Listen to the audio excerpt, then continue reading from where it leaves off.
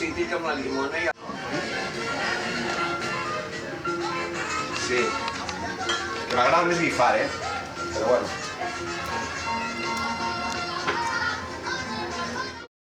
Bueno, Barcelona, ¿qué te voy a decir? Pues es mi ciudad. Yo aunque me crié, bueno, yo nací en Asturias, pero desde muy pequeño me crié en el Extrarradio, ¿no? En Santa Coloma de Gramenet. Pero yo ya te digo, desde muy pequeño recuerdo las Ramblas, porque mis padres venían cada fin de semana aquí a las Ramblas, desde muy pequeños a mí. Desde que tengo uso de razón recuerdo bajar Ramblas hasta Escudillers y subir por la tarde y para tomar el autobús para volver a Santa Coloma. Y ya te digo, cuando empecé a trabajar, pues bueno, ya era venía más habitualmente. Fue a partir de los 20 y pico años que ya empecé a vivir aquí. Y claro, para mí Barcelona es mi ciudad, o sea, es mi ciudad y bueno, creo que tiene cosas muy interesantes, ¿no? Por su situación, por tener el mar cerca, por su clima. Bueno, es mi ciudad, es donde me siento yo a gusto y donde he crecido y vamos, creo que es una ciudad genial.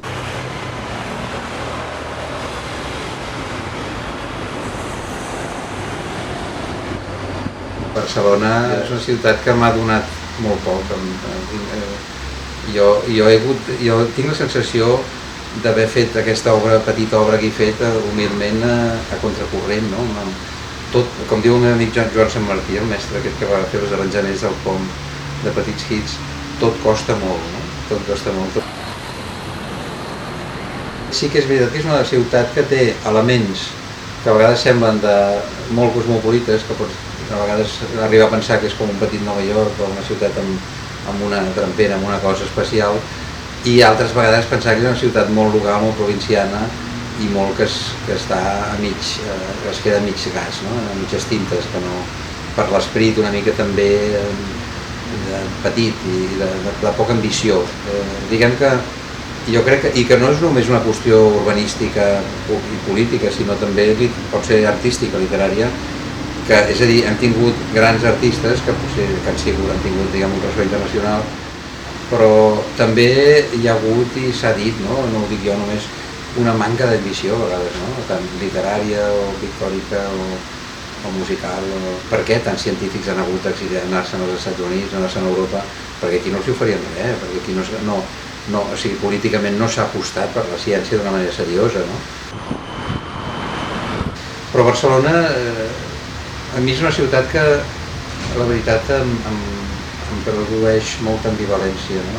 Jo quan vaig viure a Anglaterra no tenia intenció de tornar, no tenia cap enyorança de Barcelona. A mi a Anglaterra no estava bé.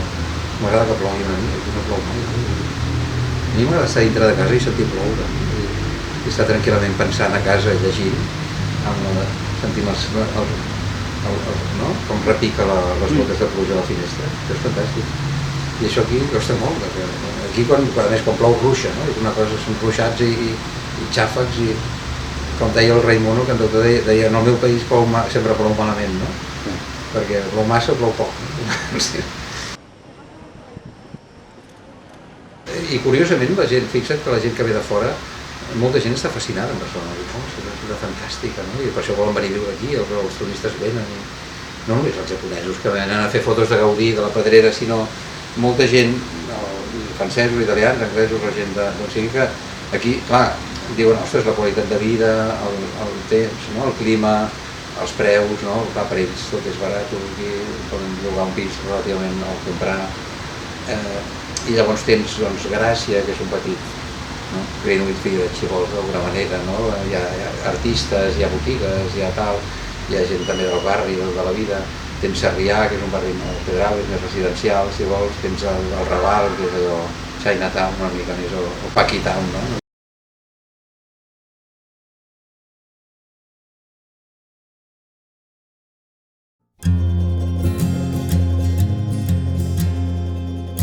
I és que la rosa m'estima tant que no m'estima si no és cantant, que no m'abraça si no és rient, com si ens veguéssim l'enteniment. Ja ens el vam veure fa molt de temps i ara la barca va sense rems i qui la guia no és el timó sinó els reflexos de l'horitzó. I de vegades un suau vent li fa de guia i enteniment.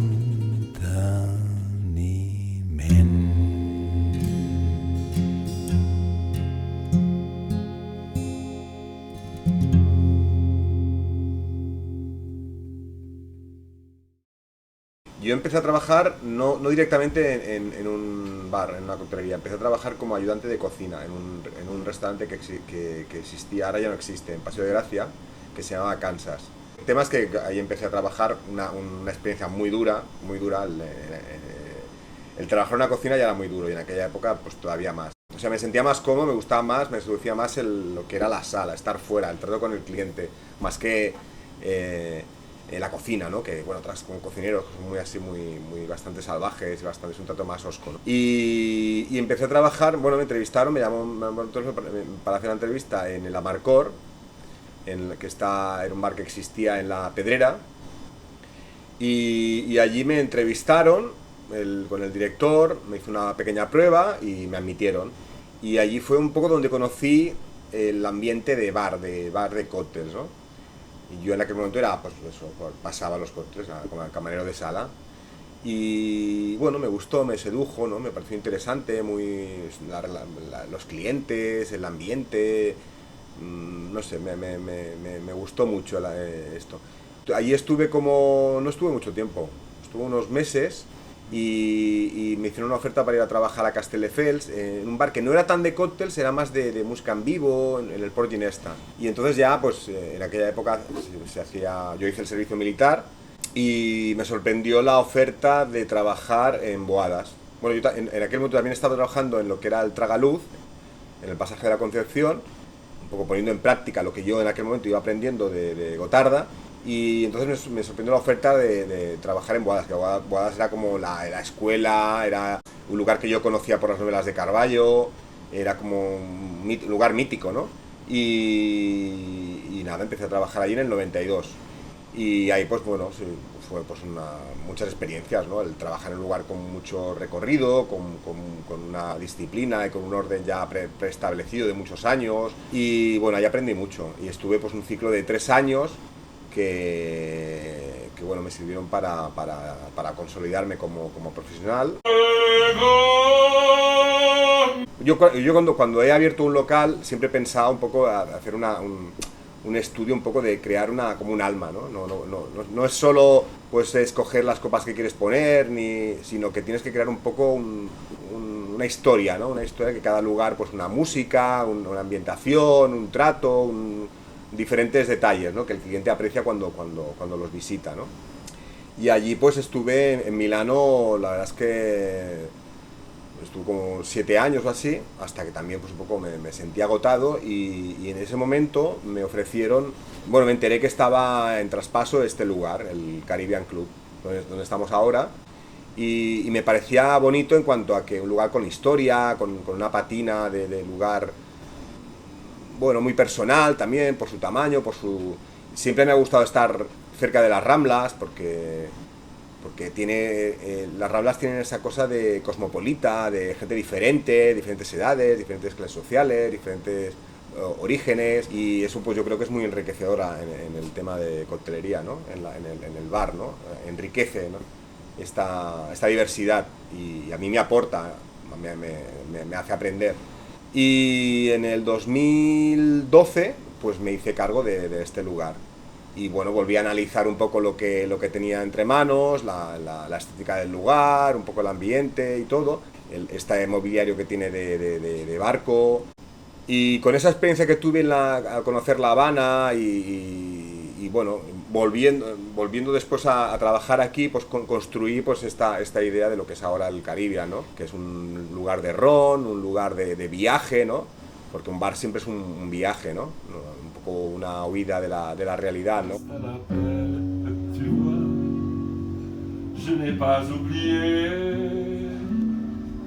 Les feuilles mortes se ramassent à la pelle, les souvenirs et les regrets aussi.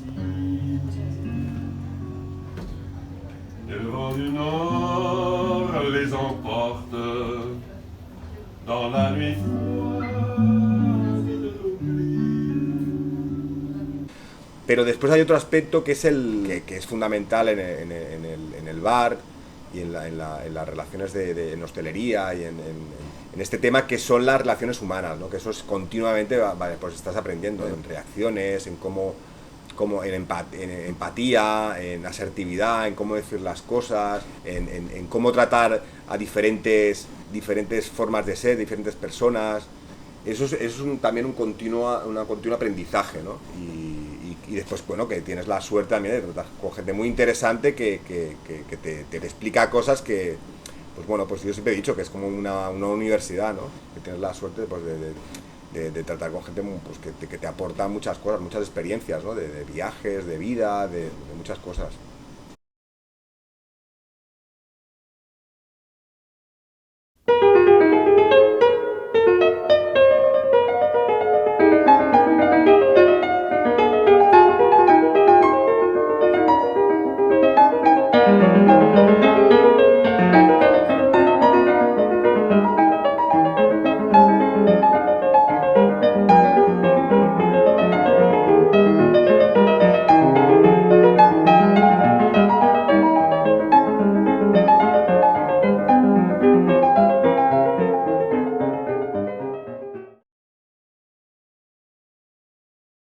Pura vida, tu, saps? Pura vida, què més vols? Ostres. El món està portat per Breto, evidentment. Millor que això no hi ha, no? Ja està, prou. És com el... Te'n vas a Roma, veus la capella Sixtina, dius, mira que maco. Realment és una ciutat que si te la mires comparant amb altres ciutats europees té coses molt bones.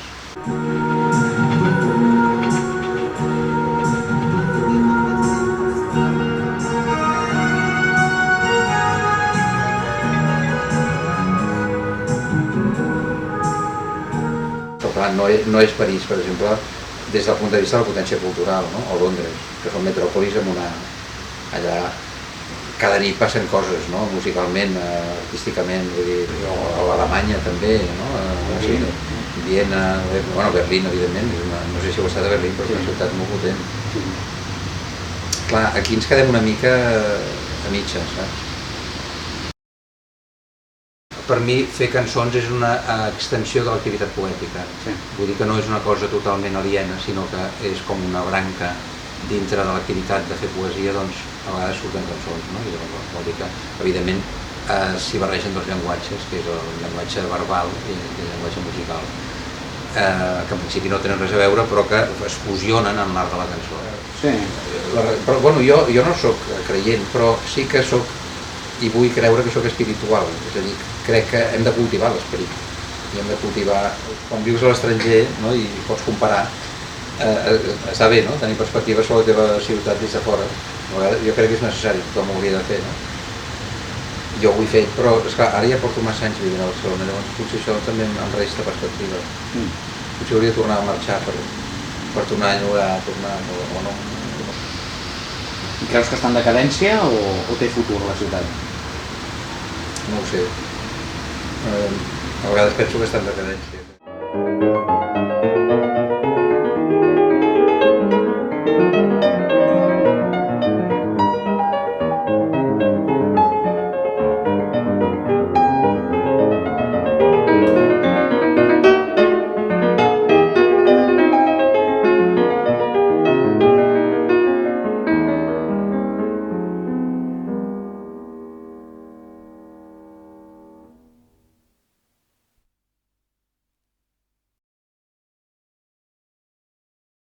Si el món està portat per gent com el Putin, el Trump o el Biden, estem fotuts, no? Perquè, hòstia, i mira, la Merkel encara és una tia que està molt bé, no? I ara se'n va perquè ja jubila. Però és una dona que ho ha fet molt bé i que és molt honesta, no s'ha emportat ni un marc ni un euro de l'erari públic, no? Vull dir, clar, això, necessitem polítics així i millors, no? Jo trobo una mica obscè que el Branson i el Bezos ara se'n vagin allà, que es gastin milions. O sigui, amb el que gasten en aquestes collonades que estan fent, imagina't, es podria acabar amb la fama al món i segurament fer vacunes per Àfrica que no en tenen pel Covid, no? Doncs no. Vull dir, seguim amb morals i amb maneres de fer del segle XIX, no? Amb l'explotació, d'avarícia, de cobdícia. Potser la meva sentència de tot el que jo faig, que no val res, però potser el que jo em resumiria el meu missatge, dient l'home ha progressat científicament, però no ha progressat moralment en 20 segles, no?